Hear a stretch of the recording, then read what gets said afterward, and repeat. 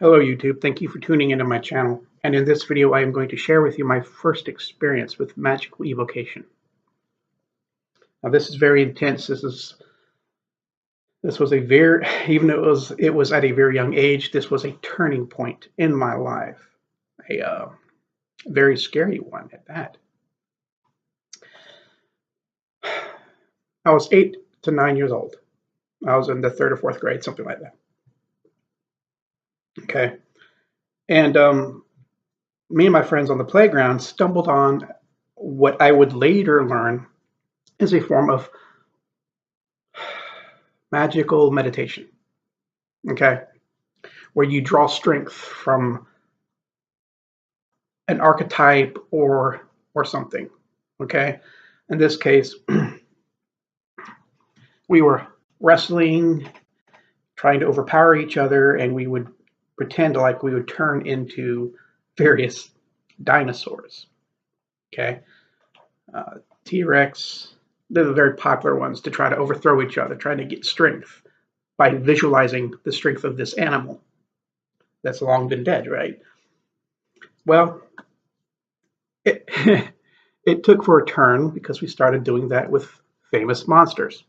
The strength of Frankenstein, the speed and aggression of the werewolf, the articulate and precise strikes of the vampire.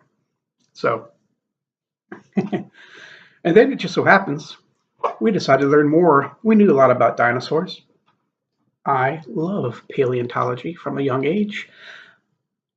These animals that lived before us are our ancestors in some form or fashion, okay? I do believe that all life is related, but different video. We found books. It was by what's called the Eerie series, Meet the Vampire, Meet the Werewolf. I would come to find out later in my adulthood, when I was researching this book, trying to find it again, that these were actually on the banned book list because it had occult influences. And of course, this isn't acceptable in the South, especially in a public school library. But they were there. They slipped in somehow.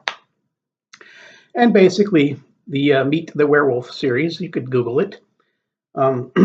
It's out of print, but to make a long story short, it talks about werewolves in mythology and movies and how people, various ways people would become one. It would talk about real cases, supposedly, of lycanthropy or werewolves in the Middle Ages.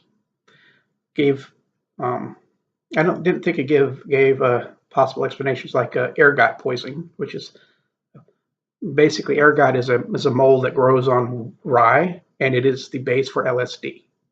Okay, that's where how you get LSD from this mold. A hallucinogen, which are modern. Anyways, it had in the back a magic ritual that you would invoke to summon a nature spirit in the Meet the Werewolf book. And I so wanted to try this, and I did. At that young age, I got as much materials together as possible. One of them was talking about, and I was doing magical substitution too. Now I knew that the things that it was calling for it was being called for a reason. I didn't fully understand that reason, but I tried my best. Like, for example, the ritual calls for a pelt made out of wolf skin. Obviously, most people won't have that. I didn't. But I did. I reasoned, well, I have a leather belt which is made from animal skin, which is from a cow, which is preyed upon by wolves. So maybe I could tap into the energy there. It called for animal fat. Well, that's pretty gross. I'm not going to rub animal fat. What's the best way to rub animal fat?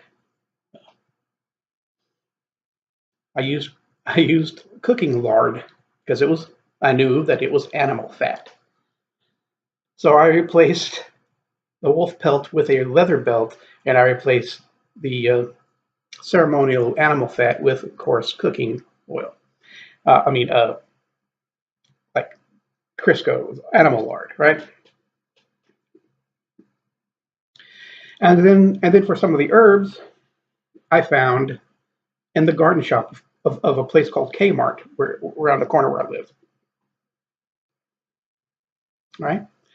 Um, so anyways, I got what I could, and I performed the ritual, calling in the directions like it said in the book, pleading to the spirits of the earth and the dead and so forth to be kind to me. And then, of course, the ritual said that after you perform this, you sit and you wait for a figure to come out of the woods.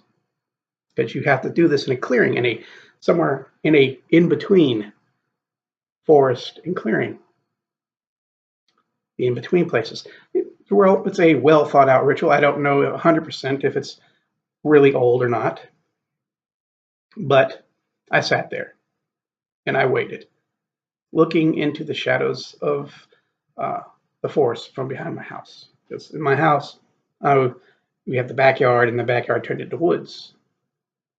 So I was halfway in the backyard and halfway into the woods doing this ritual.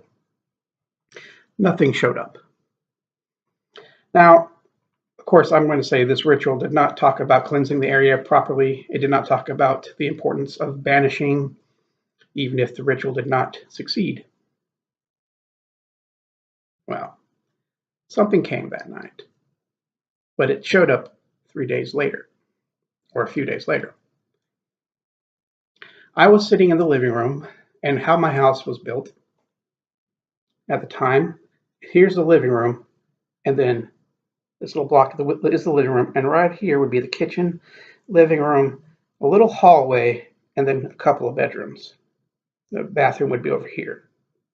I was like in the living room while my mom was cooking in the kitchen.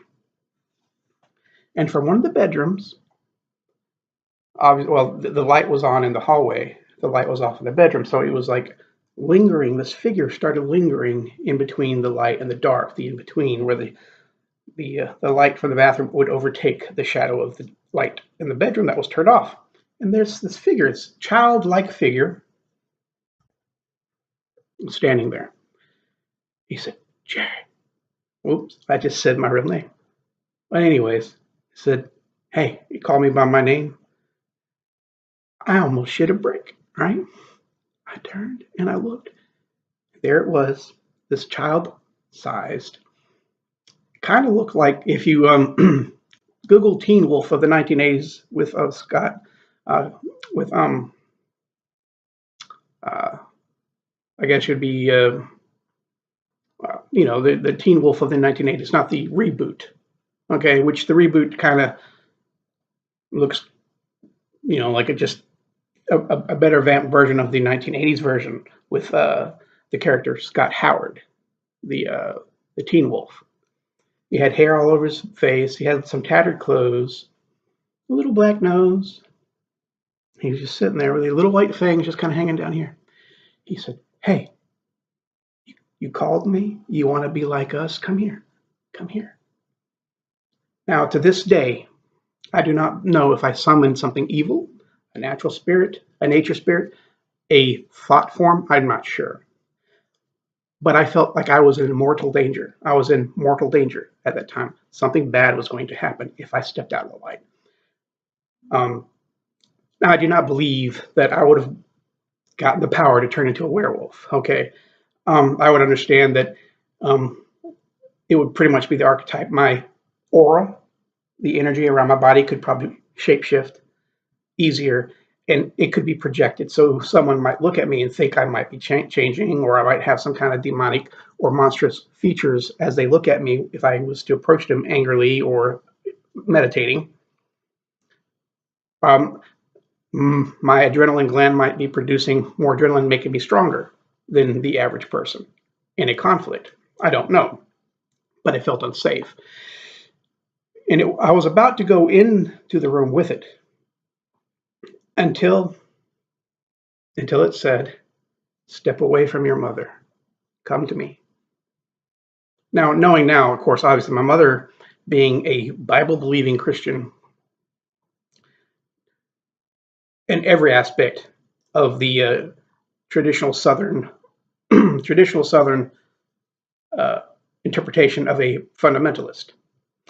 Hell, she didn't even let me watch He-Man because of Skeletor. Okay, yet I grew up the direct opposite, right? In any case, but one thing that I always would trust my mother in, if it was religious issues or not, was that she loved me and was going to protect me no matter what. And anybody, in my head, anybody who would say, step away from my mother does not have my best interest at heart. So that was a warning sign to me to stay away from this entity. I screamed towards my mom, and my mom, with a history of seeing spirits too, usually negative, cast it out in the name of Jesus, and it left.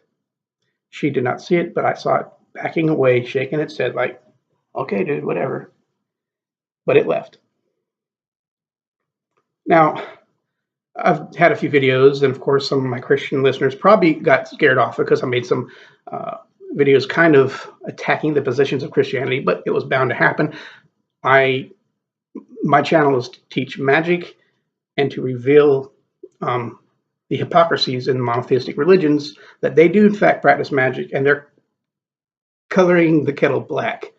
If I think I might be saying that wrong, but they're hypocrites in certain aspects, demonizing you for being for doing things, even if you worship their God.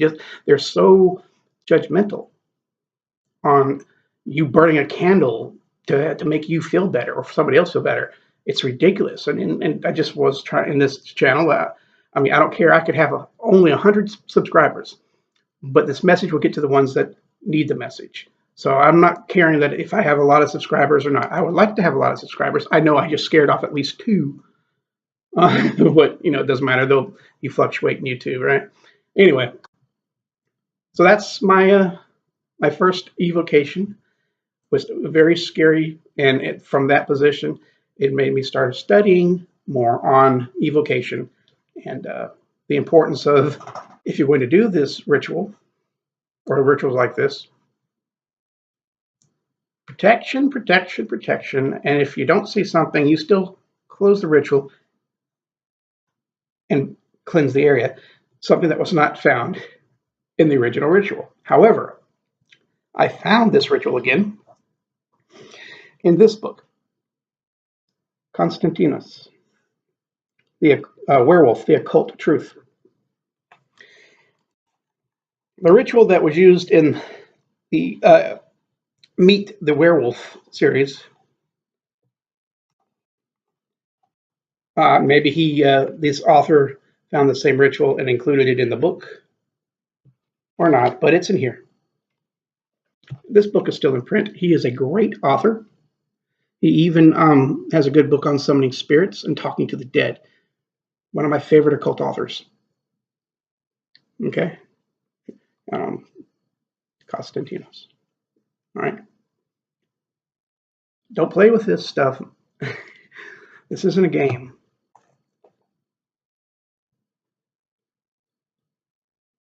I fully understand why that information was not ready for or not allowed pro book censoring or not. Some things don't belong in the hands of people who are untrained, especially with subjects like this. Thank you for listening. Talk to y'all later. Please like and subscribe.